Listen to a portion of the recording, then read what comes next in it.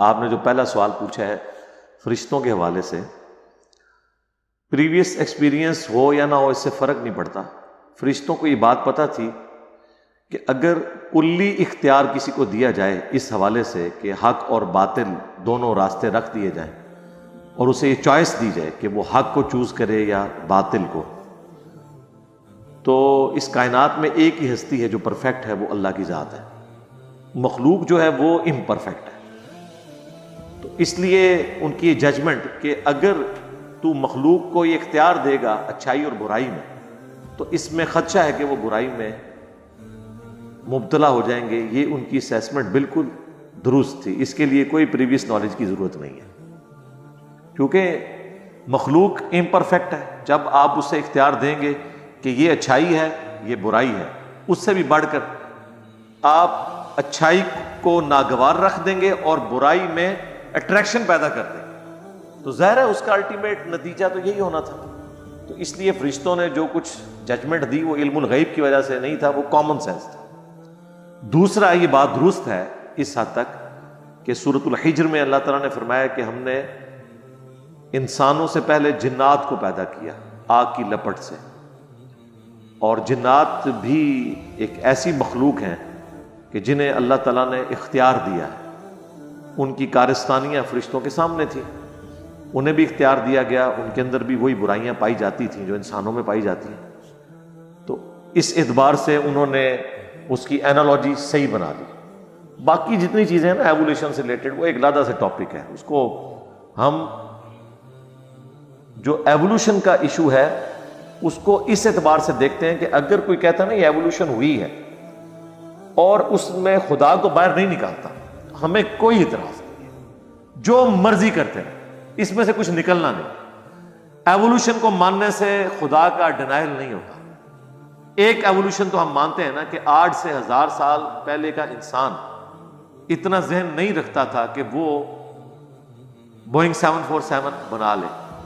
یہ وقت کے ساتھ ایوالو کیا ہے نا اللہ تعالیٰ نے انسان کو، یہ صلاحیتیں دی ہیں. آج جو لوگوں کے سوچنے سمجھنے کی صلاحیت ہے، اس زمانے میں کریمنگ کی پاور زیادہ تھی، لیکن آج جو ان ڈیپتھ نالج ہمارے پاس ہے وہ ہمارے بزرگوں کے پاس تو نہیں تھا. تو وقت کے ساتھ ساتھ ہم نے چیزیں لرن تو کی ہیں. تو ایولیوشن سے اسلام کو کوئی الرجی نہیں ہے. اگر کوئی ماننا چاہتا ہے مانتا رہے، الٹیمیٹلی وہ یہ مانے کہ کریٹر خدا. لیکن اس ٹاپک پہ وہ آتے ہی نہیں ہیں. وہ کہتے ہیں جی یہ ہوا یہ ہوا یہ ہو گیا، سٹارٹ کہاں سے ہوا؟ وہ کہتے ہیں ہمارا کوشچن ہی نہیں، بس پہلے کہیں سے سٹارٹ ہو گیا، بس وہی خدا ہے، اس کو آپ مان لیں، اس کے بعد آپ کا جو دل کرتا ہے مانتے رہیں. ہمیں کوئی کسی سے اختلاف نہیں اس اعتبار سے. ہم اپنی رائے ضرور رکھتے ہیں لیکن کسی کے اوپر ہم اس حوالے سے فتویٰ بازی نہیں کرتے. بعض علماء نے اس طرح کی گفتگو کی ہے، ڈاکٹر اسرار صاحب نے، بعض لوگوں نے. اس لیے یہ کوئی اتنا ایشو نہیں ہے. اصل سوال وہی تھا کہ فرشتوں کو کیا علم الغیب تھا؟ اگر فرشتوں کو علم الغیب ہوتا تو جو سوال حضرت آدم علیہ السلام سے ہوا تھا اس کا جواب فرشتے دے لیتے. یہ پھکی ہے. اصل مسئلہ تو سوال جو پوچھا گیا تھا ان چیزوں کے نام بتاؤ، تو بتا دیتے فرشتے علم الغیب کے ذریعے. اس کا مطلب ہے فرشتوں کے پاس علم الغیب نہیں تھا، اور انہوں نے کہا کہ بس اتنا ہی علم ہے جتنا تو نے ہمیں دیا ہوا ہے. یہ ان کی اسیسمنٹ تھی اور بالکل درست ہے. اللہ تعالیٰ نے فَأَلْهَمَهَا فُجُورَهَا وَتَقْوَاهَا، نیکی کا مادہ بھی ودیت کیا ہے اور برائی کا بھی. انسان نے چوز کرنا ہے. اِنَّا هَدَيْنَاهُ السَّبِيلَ إِمَّا شَاكِرًا وَإِمَّا كَفُورًا. ہدایت کا راستہ واضح کر دیا ہے، خواہ شکر گزاری کی روش اختیار کرو خواہ ناشکری کی. اللہ تعالیٰ نے انسان کو 2 راستے دکھا دیے، جنات کو دکھا دیے.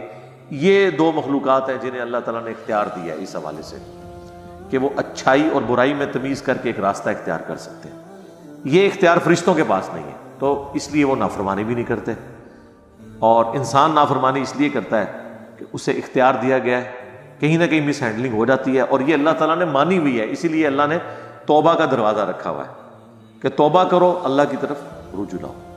اسی سے ریلیٹڈ وہ حدیثیں ہیں بخاری اور مسلم کی جس کا بعض لوگ مذاق اڑاتے ہیں کہ نبی علیہ السلام نے فرمایا کہ اگر تم گناہ نہ کرتے تو اللہ تعالیٰ تمہیں ختم کر کے اور مخلوقات پیدا کرتا، اور وہ گناہ کرتے اور پھر اللہ تعالیٰ ان کی توبہ قبول کر کے خوشی محسوس کرتا.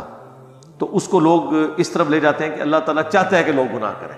یہ رزلٹ نہیں نکالا گیا تھا. یہ بتایا گیا تھا کہ اللہ نے مخلوق جن اور انسان اس طرح کی مخلوقات پیدا کی ہیں کہ جنہیں اختیار دیا ہے اور کریٹر کو پتا ہے کہ اس کا رزلٹ یہ ہوگا. مثلا اب میری فیلڈ ہے میکینیکل انجینئرنگ کی, ہمیں یہ پتا ہے کہ چاہے ڈیزل انجن ہو چاہے پیٹرول انجن ہو, اس میں سے دھواں نکلنا ہی نکلنا ہے. یہ ہو ہی نہیں سکتا کہ 100% آپ فیول کی انرجی کو کنورٹ کر دیں میکینیکل انرجی کے اندر. ڈیزل انجن کی جو ایفیشنسی ہے وہ بھی 33% ہے, یعنی جو آپ ڈیزل اس میں برن کرتے ہیں نا, اس کا 33% حصہ میکینیکل پاور میں ٹرانسفر ہوتا ہے, باقی جو 66% ہے وہ ضائع ہو جاتا ہے. تو یہ ہمیں پتا ہے, یہ تو ہو ہی نہیں سکتا کہ 100% ہو.